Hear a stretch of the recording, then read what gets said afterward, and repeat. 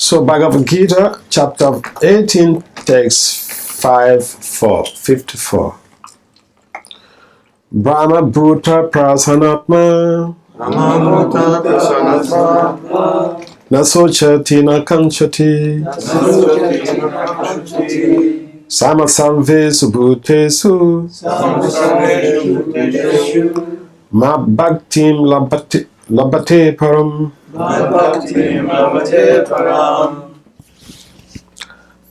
One who is thus transcendentally situated at once realizes the Supreme Brahman and becomes fully joyful. He never laments or desires to have anything. He is equally disposed toward every living entity. In that state, he attains pure devotional service unto me. Please kindly responsibly repeat. One who is thus transcendentally situated, at once realizes the Supreme. At once realizes the Supreme Brahman. And becomes fully joyful. He never laments or desires to have anything. He is equally disposed toward every living entity. In that state, he attains pure devotional service unto me. Purport. To the impersonalist, achieving the Brahma Bhuta stage, becoming one with the Supreme, becoming one with the Absolute, is the last word. But for the personalist or pure devotee, one has to go still further to become engaged in pure devotional service. This means that one who is engaged in pure devotional service to the Supreme Lord is already in a state of liberation, called Brahma Bhuta, oneness with the Absolute. Without being one with the Supreme, the Absolute, one cannot render service unto him. In the absolute conception, there is no difference between the served and the servitor. Yet, this distinction is there in a higher spiritual sense. In the material concept of life, when one works for sense gratification, there is misery. But in the absolute world, when one is engaged in pure devotional service, there is no misery. The devotee in Krishna consciousness has nothing for which to lament or desire. Since God is full, a living entity who is engaged in God's service in Krishna consciousness becomes also full in himself. He is also like a river cleansed of all dirty water. Because a pure devotee has no thought other than Krishna, he is naturally always joyful.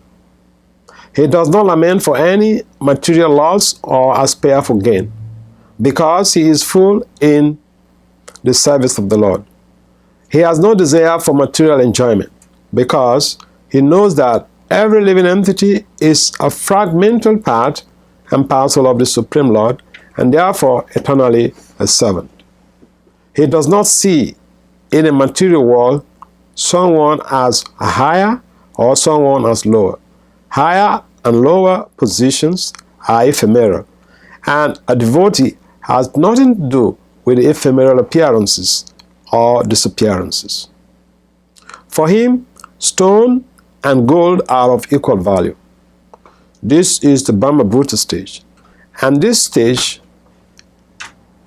is attained very easily by the pure devotee.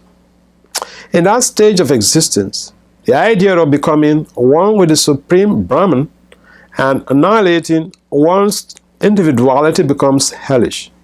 The idea of attaining the heavenly kingdom becomes a phantasmagoria, and the senses are like serpents whose poison teeth are broken. As there is no fear of a serpent with broken teeth, there is no fear from the senses when they are automatically controlled. The world is miserable for the materially infected person. But for the devotee, the entire world is as good as Vaikuntha, or the spiritual sky. The highest personality in this material universe is no more significant than the ant for a devotee. Such a stage can be achieved by the mercy of the Lord Chaitanya, who preached pure devotional service on this in this stage. Who preached pure devotional service in this age. Kuma Gyana Timirandasya, Gyana Jana Salakaya, Saksu Militam, Jana Tasmai, Si Goravenam Ha, Suchaitanya Manobistam, Stafitam Yinabutan, Swayam Rupam, Kadamayam, Dadatasva, Vedantikam. Vandisi Krishna Chaitanya, Nityananda Sahodata, Gurudhaya Puspavanto, Chaita Chanda Tamona. Namama Vishnu Padaya Krishna Pistaya Bhutali, Srimati Bhakti Vedanta Swami Itinam. Namaste Saraswati Devi, Gaurabani Picharini, Hindisisa Sunyabadi Pasati Adisatari. Vancha Kalpataribhyacha, Kripasunabhya Evacha, Patitanam Pavanibhyo, Vaishnavibhyo, Namo Namo. So, you are welcome to 26 Second Avenue.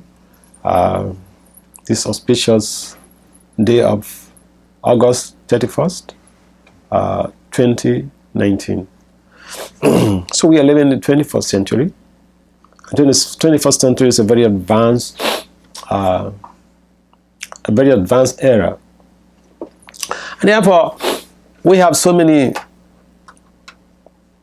technological applications to try to keep us happy, to try to keep us equilibrated, to try to create a balance between our miseries and our happy stages of existence. But still, the Shastra, the Bhagavad-gita, is mentioning here that this material world we are always miserable, and that although we are always miserable, there is another stage of existence where someone is just superlatively joyous. There's a difference between being happy and just being joyous, and then even being blissful. So the point is, we want a stage of existence where we can be eternally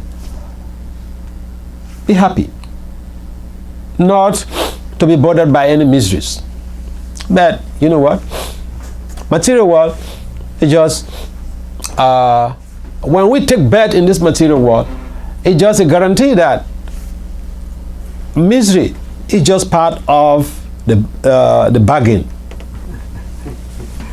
Like, you know, you commit, if even you want to sign, help the cops in prosecution, and you want to get a lesser term of punishment, you still get some punishment, right?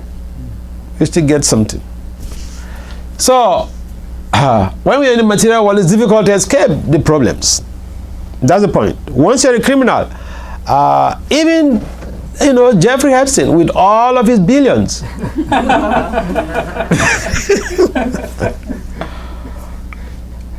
Yeah, man, this is a typical case, With all of his billions, he couldn't really get rid of the miseries.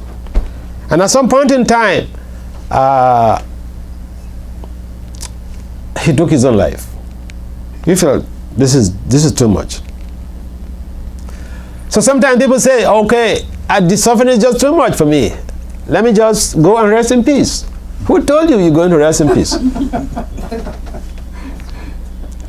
And we find this great deception of the 21st century. People have left their bodies, people die, and then you find in memorial, such and such a person, he has this number of grandchildren, he has this number of mansions, he was such a billionaire, he did this, he did that, and now he's rested with the Lord. May his soul rest in peace. How did you know?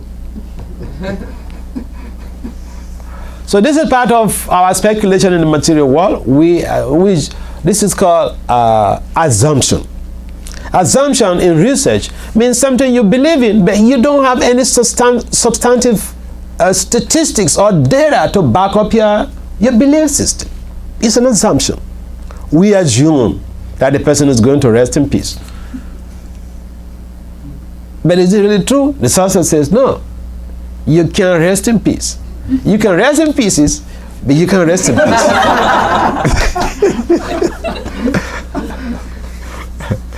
So this is the bitter truth, the bitter fruit of having to acquire a material body.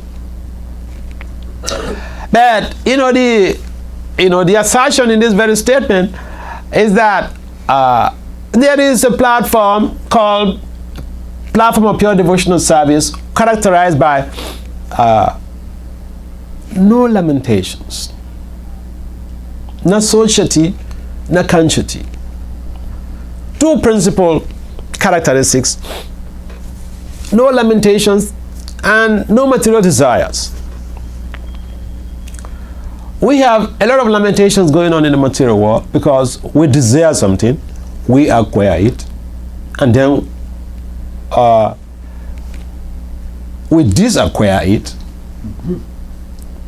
to, not to be too harsh.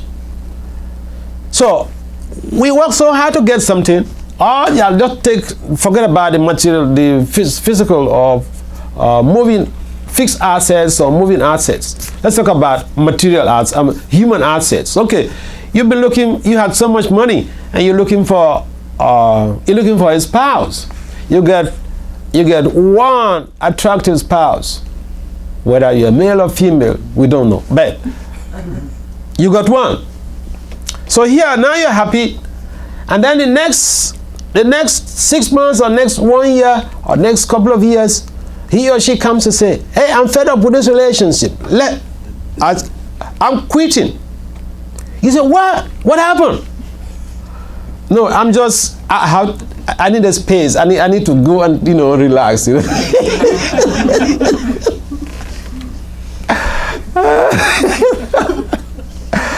What we desire so much, what we hankered so much, what we look for so much, we endeavored for this so much, we put in all of our energies. And when we got it, we were so excited. This is called dualities. We have something we're excited about, we don't have it, we become morose, become depressed. We don't achieve it. When we achieve our goal, we become happy. So, this is the nature of the material world.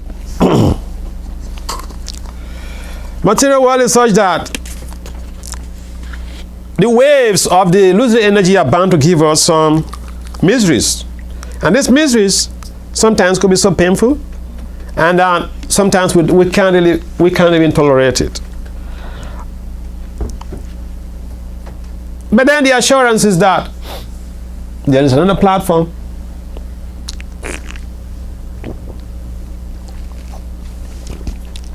It's a platform, Pure Devotional Service, a Brahma Bhuta platform, where we serving the Lord and we acquire those qualities of the Lord because we are one with the Lord. But one with the Lord means what to us? And one could say there are two approaches to that very concept or that conceptualization. One may say, well, I one with the Lord, like Prabhupada mentioned in the purport, the impersonalists, when they say they are one with the Lord, means that they actually merge into the effulgence of the Lord. And that for a devotee is a spiritual suicide because there is no activities. And so a devotee does not even desire that type of spiritual suicide. Although it is a type of liberation, a type of spiritual or transcendental attainment, but the devotee does not desire that. And the oneness here is referring to the principle that Lord Chaitanya, like Prabhupada mentions in the last sentence of the purport, what Lord Chaitanya taught. And that is the concept of achintya beda beda tattva. We're one with the Lord in quality, spiritually speaking. We are one with the Lord because we are part and parcels of the Lord. The Krishna specifically mentions in the earliest parts of the Gita, Mama Evam So Jiva Loke, Jiva Bhuta Sanatana, that everyone is his part and parcels, to paraphrase it. And so, what are the qualities of Lord Krishna? Sat, Chit, Ananda. Eternity, bliss, and knowledge. So we are also blissful, we are also knowledgeable, we are also eternal. But we do have limitations in terms of quantity. It's like the ocean water. You have a gallon of ocean water. It contains, two hydrogen atoms and oxygen, H2O. But the 1 gallon of water from the ocean has all the same qualities of the ocean water. Ocean water is unlimited. You have in your house just 1 gallon. So yes, the 1 gallon of water you have is, it has oneness with the ocean water in terms of quality. But quantitatively, it is different from the ocean. In the same way, we are also qualitatively one with the Supreme, because we are all spiritual sparks. We are eternal. In our original state, we are eternal. That means the soul, the pure soul, is eternal. It's full of bliss and full of knowledge, just like the Lord. But we have limitations. We are limited to this body. And so, because we are limited by this body tabernacle, we tend to be a little bit off the point of the acquisition in quantity in reference to the quality, in the reference to the Lord. And therefore, Lord Chaitanya mentions that the absolute oneness and difference of the living entity with the Lord is what prevails in the Gaudiya Vaishnava tradition. Because if we look at the living entity critically, we'll find that, yes, the living entity has the qualities of the Lord, spiritually speaking, but quantitatively, we are different. The Lord is compared to the ocean water, whereas we are just like, a small fragment of that ocean water. And so, the point remains that with that understanding, if we engage our sensory modalities, our mind, our senses, in the service of the Lord, the mind and the senses which are presently contaminated will become purified. Not cooled, will become purified. It's like, if you have if you go to your kitchen, turn on the stove. If you believe that you have blood, water, bones, etc. in your body, or if you don't believe, or you believe otherwise, that your body just made up of iron,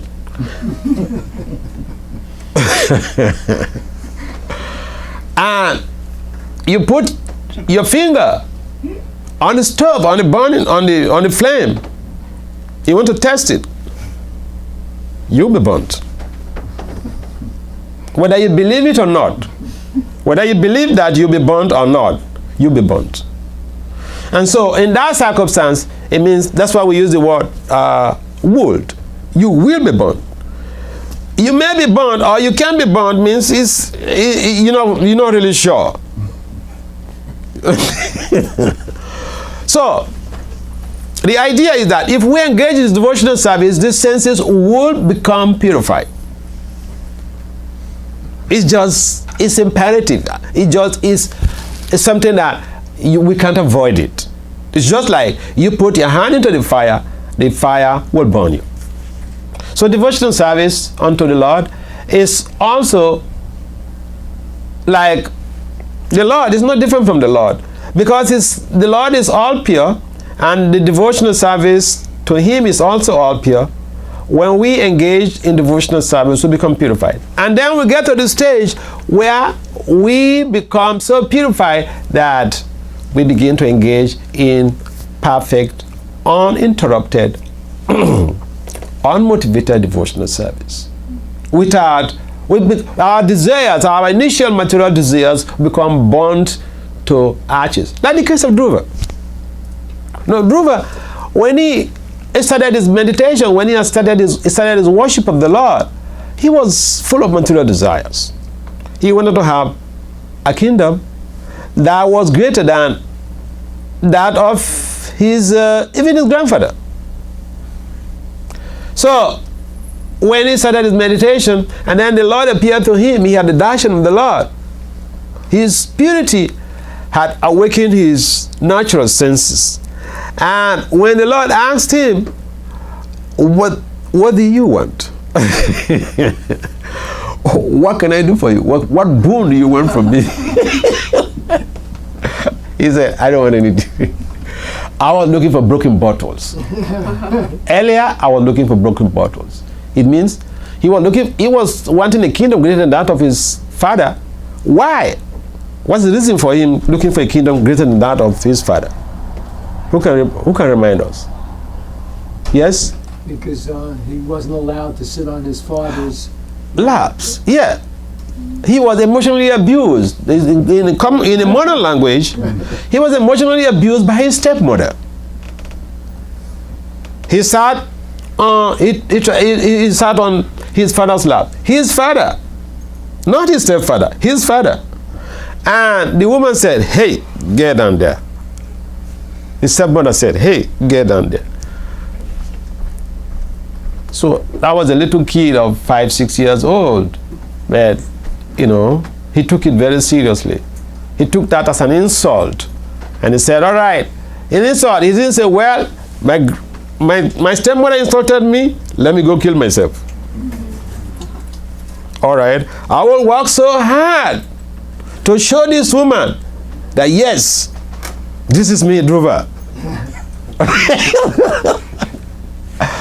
So he decided to perform the austerity. In fact, when he was even going to perform the austerity, he was dissuaded by even Lord Brahma. By Narada. And he would budge. Imagine when you want to do something and a saintly person comes to tell you, hey, don't do it, you're too small to do it. He said, give me a chance. So he was so determined. He was so focused. He had resolute determination. One-pointed determination. And therefore, he attained the Lord. So when the Lord appeared to him, how could he have attained the Lord? From purified senses. Purified devotional activities. And what was the sign that he was purified? When the Lord appeared to him and asked him, what boon do you want from him? The Lord knew exactly what he wanted earlier. But he asked him, now, what boon do you want from me, my dear boy? He said, excuse me, sir, I don't want anything from you. I was looking for some broken bottles. So, this is a platform of Brahma Bhut. That's a typical example. Performing devotional service without any more, influx of unwanted things, unwanted desires. And at that time, the devotee does not experience any lamentation because he sees whatever that transpires as Krishna's mercy. It's very difficult for us to, if we don't get to that stage, we should not pretend otherwise. And I keep warning people that don't try to promote yourself to the platform of the Mother Kunti to ask Krishna for miseries. Because if the miseries come, we're not on that platform, and when the miseries come, we may act otherwise. So we should go according to our level and be prayerful. perform the devotional service at the pace that we are able to cope with. And then, when we get on with this regulated devotional service, we can get to that platform where we can perform devotional service automatically. In other words, there is the sadhaka stage before we get to the, to the next stage. And then, eventually we get to that Brahma Bhuta stage, that pure devotional stage. And it just takes some guidance. It takes some guidance. And it takes some premeditated efforts. Dhruva, look at his case. He had some premeditated effort. He didn't just sit back to say, well, okay, I have a problem. I think the Lord should just help me to solve the problem. No, he made some efforts. He advanced some efforts. And he was very serious. And therefore, he attracted the mercy of the Lord. For us to attract the mercy of the Lord, we need to be a little serious also, so that we can, easily purify our senses and then perform the devotional service in a way that is appealing to the Lord. Bhaktisiddhanta will say we should work so hard that the Lord sees us. We should not demand to see the Lord. And therefore, it is important for us to understand that this stage of Brahma Bhuta platform is something practical. People have attained it, and we can also attain it if we follow in the footsteps of the previous acharyas. Are there some comments, some questions on this point? Yes. You gave the example of Dhruva. Uh-huh. So he came to the Brahma Bhuta platform. Uh-huh. When he got a little older and he had to take charge of the kingdom, he wasn't always joyful. No. He, in fact, not only, so you can say when he had to fight the Yakshas, so that's okay because his brother was killed. He had to punish them, but he got out of hand. He didn't just punish him. He got so angry he was going to wipe out the whole race until Swayambhuva came and calmed them down. So I was going to also say we had the example of Prabhupada, and there were times when he was in anxiety, he was angry. So how do we understand? We're hearing the Brahma Bhuta platform, you're always joyful, but then we see that, hey, they're not, they don't look like they're joyful. Yeah. That is, everyone has to execute your duties. Service. Our process is that of service. To execute service, sometimes you may brush on some people's feet. Sometimes it could be so-called perceived enemies or unperceived enemies, or people who may perceive you to be enemies. But I'll take the example of Arjuna. Arjuna was hesitant to execute his duties because he was super conscious of the inflictions that was going to occur when he performs those duties. Now, initial stage, Arjuna was acting based on his caprices, on his whims. He wanted to protect his self-image. But devotional service, Brahma Bhuta stage, is about you selling yourself to the Lord.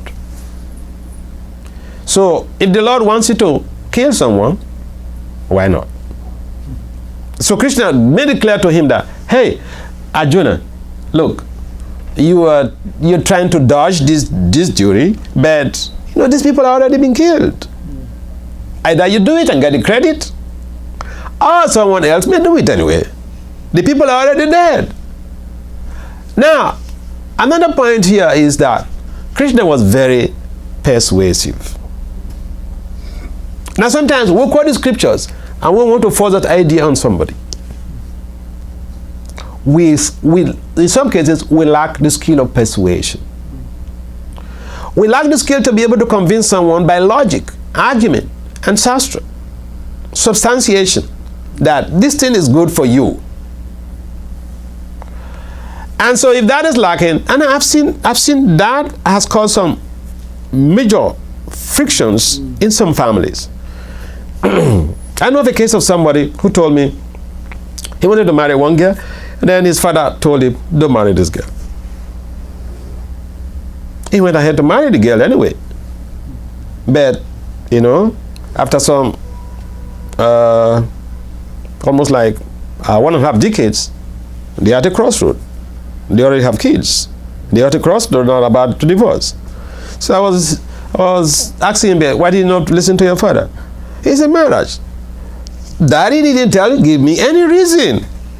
No, was he was not able to persuade the son. Maybe he has a, you know, some type of some intuition. Intuition alone is not enough. You have to be persuasive. You have, even your child, you have to convince your child why you don't want them to do a particular thing. I'll give you a gross example. I remember some years ago, I was at upstate New York for a women's conference. And then after the conference, one of these professors, she was the head of social sciences at New York University at that time. One Caucasian, one middle-class lady in her 30s. And so she was interested in my presentation, and she came to me. And with discussions, she was asking some things.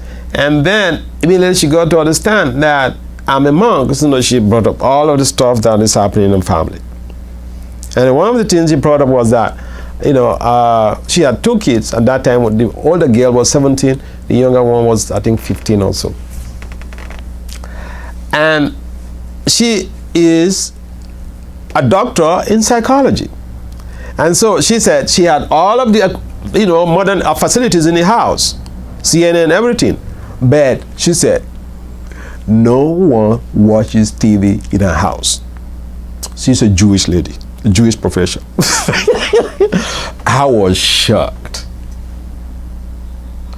She said, if that she sets down a programs, specific programs for everyone in the family, her husband with the kids, with her. All of them will watch. But no one, individual rooms, no TVs in individual rooms. The idea was not to expose our children to any type of danger from, you know, from the tubes. But she was able to convince her kids based on logic, substantiation, arguments, why she doesn't want them to be watching movies anyhow they will want. So when Krishna brought up the issue of fighting, Krishna persuaded Arjuna to fight with logic, substantiation, and arguments. And when Arjuna understood what he needed to do, he took it up. Now Arjuna wiped out, by the help of, you know, the support of the phalanxes behind him, which were basically, you know, Krishna's special mercy. He also did some devastation. But the point is that that is a specific duty. It's a duty that he had to perform. Even for Prabhupada, he had to perform some specific duty, like you mentioned. That's a striking example. It doesn't mean that if someone is a pure devotee that, you know, they will not be exposed to some type of challenges. No. But then the point is that they don't get bothered by those challenges. This is the point. First, we have to understand that the point of no lamentation, no desires brings us a joyful, or invokes a joyful position, a joyful platform. Because you know, whatever you do is not for your own self-aggrandizement. It's not for your own pleasure. It may sound a little bit too great or too big. But it is difficult for someone to do things for the sake of another person. And that is the position of the pure devotee. The pure devotees, they do what they need to do for promoting Krishna consciousness, for the purpose of executing the will of the Lord. They are ready to take up even miseries that, ordinarily speaking, they would want to get into. they are ready to do even so-called sinful activities that ordinarily speaking they wouldn't want to get into. Like the case of Jonah. Yeah, so depending on what we think we should be doing, it still boils down to the point that we have a duty to be able to perform to satisfy the Lord. And in the process of execution of duties,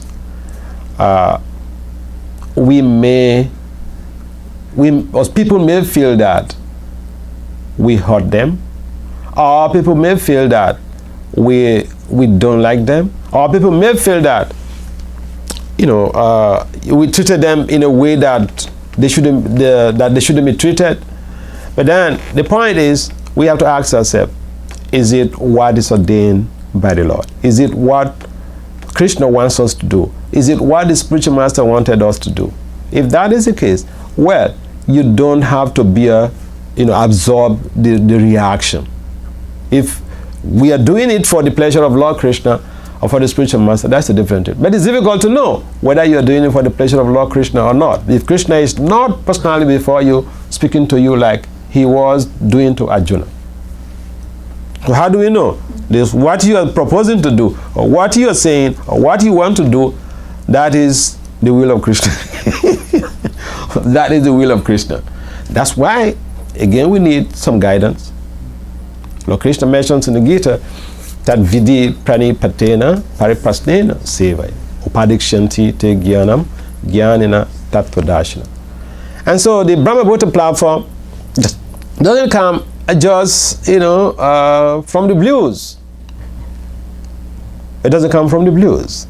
We start from somewhere, and that is rendering service, inquiry from a devotee of the Lord, rendering service to that devotee, making some humble inquiries. Service is so important. We can't say, I am dedicated to this system, I'm dedicated to my country. What's your service? I mean, it's like one of the major things that is expected of a number of the leaders in the country is that when people have served in the military, they're proud of it. This is I serve this. That gives them a one thumb up. They sacrifice their life out of commitment. No one forced them. They voluntarily served the country to protect the sovereignty of the country. And so, when we understand that Krishna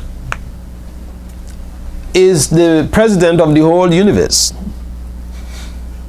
Krishna is the president of the whole universe. And if we are serving Lord Krishna, we have to understand that we are doing a great job.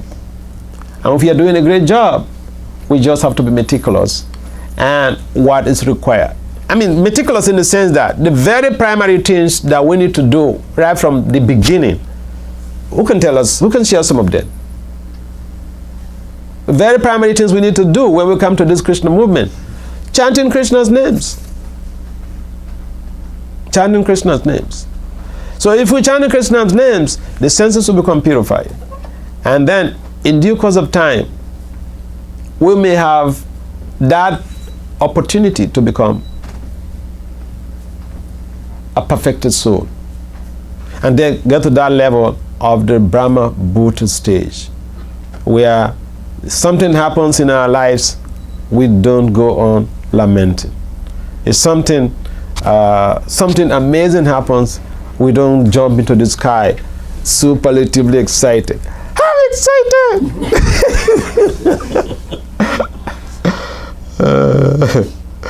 Yeah, so it's a nice, thank you for raising this. Yeah, so the platform, this is something we should be thinking about. Don't say, well, that is too high for me. It's not high for, it's not high. If it's high for somebody else and people have achieved it, we should think, why not I? Is this achievable? Yes. We're giving some, typical examples. People have achieved it. It's not something abstract. Yes. So you just talked about that when you're in that state, still you have to perform the duties. It's difficult to understand what exactly the duties are depending on, based on your guru or someone who is helping you understand, okay, this is your duty, you should perform this. Sure. And that makes you or brings you in a state where you can be joyful, understanding that whatever you are doing is for the greater good. Or so with that logic, because if you think about even the bad things that are happening in the world, that all those people like terrorists and everyone, they are also following the same logic that our Lord has inferred a duty upon us. We are joyful, we'll give our lives for it. Sure. So how is it different? How do we differentiate that? Yeah, that's a nice point. Very important, especially this being an age of misinformation. So anyone can claim, this is what I'm inspired to do. This is what the Lord wants me to do. I just plant some bombs here and there to kill people, and this is what the Lord wants me to do. But come on, the point is, the Lord wants you to kill people? No. In fact, if you cannot even create an ant, why kill a gigantic human being? We can't even create an ant. And so that logic doesn't really hold for any reasonable person. But yes, we are at a crossroad where people are confused. And some of the ideas are very, very illogical. And not only illogical, but the framework of operations are basically selfish-oriented or a group-oriented. If we want to satisfy just a particular set of groups or a group of people or a team without understanding the greater goal, what is the bigger picture behind this action? Is it something that is going to bring peace to the world? If it is something that is not going to bring peace to the world, or is it something that contravenes the Constitution or the laws of the nation? Again, we are governed by principles, by laws. And so, for instance, okay, in the United States, we have the Constitution. We have road traffic edicts. We have criminal codes. And so whatever we're doing has to be governed by the principles. At least the primary thing we have to know, these things have to be governed by principles. And so if we want to do something and then we get inspired, okay, I'll give maybe this is a very gross example. I just came from Richmond, and my friend who picked me up from the airport, he was telling me a story. One guy, he's doing a PhD, and he newly got married. And then he's full-time, he's on his first year, remains 2 more years. His wife is working very hard. His wife is the one maintaining the family now. So again, what I'm inspired to do, is it something for the general good? So the wife is working very hard. The wife is thinking he's gone to school to do his PhD. But you know what? The next moment, the wife was called on the phone. Your husband is behind the bars. Behind the bars. For what? She asked. You come, we'll tell you. So she went there. And you know what the guy did? The wife was thinking he's in school. He's left all the way Virginia to come to Maryland for sex. And now, some cops, they're looking for jobs. And there are several ways to catch people who are really deviant. And so this guy, he was chatting with a young girl, 17 years old girl in quote, on a website. They arranged for a meeting. And then he went there. And he got apprehended by the cops. So the question is, was what he intended to do, was it not, forget about the general good, for his immediate family good? So there are several ways we can really just, analyze the situation and see whether this is based on selfish motivation, geared or triggered by their propensity to cheat others, or geared by, violent tendencies, or whatever. And so, if we are doing something that is not in conformity with even the laws of the land, we should know that this is improper. And then we will get apprehended. And then we'll say, oh, but I didn't do anything. So he said, I didn't do anything.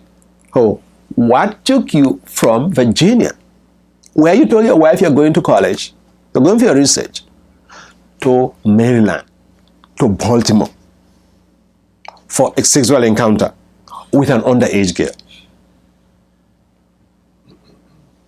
So if we take that even to the idea of people doing horrible things. Of course, these days you can do any horrible thing, and then you say, you can claim that, mentally insane. And it's not just about grown-up people. Even teenagers, 2 12-year-old girls have been put on the bars or behind bars in psychiatric hospitals for 40 years. You know what they did? Another 12-year-old girl, their friend, you had 3, and people should hear this. 3 friends, 12 years old, they lured their friend into some nearby, nearby hoods. They said they went to go and play hide and seek games. They went with a friend, not knowing the 2 of them had conspired to kill this girl, to kill the 3rd friend. 12 years old. They went there, and then they started stabbing the girl. So they thought the girl was already dead. They left. She was bleeding all over the place. She's falling down. She was bleeding all over the place. So she left. They left. But somehow or the other, just a slight escape route, the girl somehow or the other regained consciousness, crawled out to the roadside, and signaled for help. Someone came by, called 911. The cops came, took her away. That's how they got her friends rounded up. Someone can say, well, I was inspired to do this. This is on a gross, very much on a gross level, gross social level, but we can take this also higher to other dimensions where we think, well, I am of this group and you are not of this group, so we will kill you. And even in the political arena, look, a gentleman, the POTUS was having some campaign somewhere, and then some protesters came up, and another guy was driving past in his car. He stopped, highlighted from the car, and then just came to one of these elderly guys who was protesting and punched him in the face. Keep, an elderly person, keep, break his glasses and throw him down. The cops came, rounded him up, and all of them involved, they are white guys. Rounded him up and took him up. Later, I was following up that story. He's been jailed. What is the use of this? When we are doing something and we can't really justify it based on the law, that is what Papa will say whimsical. Because no one is above the laws. Especially in this country, nobody is above the laws. And therefore, it is important for us to understand that just by rationalizing our deviation, rationalizing what we want to do, doesn't really protect us from getting reactions. And so for people to say our group or the in-groups and out-groups fighting that goes on, if it is rational, we have to check. We have to check with the laws whether this is something authorized, because even the people that we're thinking we could actually act for, we got put to jail when we go contrary to the law. So what is that? So again, it boils down to the point that we're not very rational in most cases. We're not very rational, because if people understand that everyone is born equally, and while we are not very rational, we lack that value of oneness with the Supreme, understanding that we are one in quality with the Lord. If people understand that everyone on this planet, in this universe, is part of the Krishna family, and we act wisely on that basis, we will not inflict pains on people.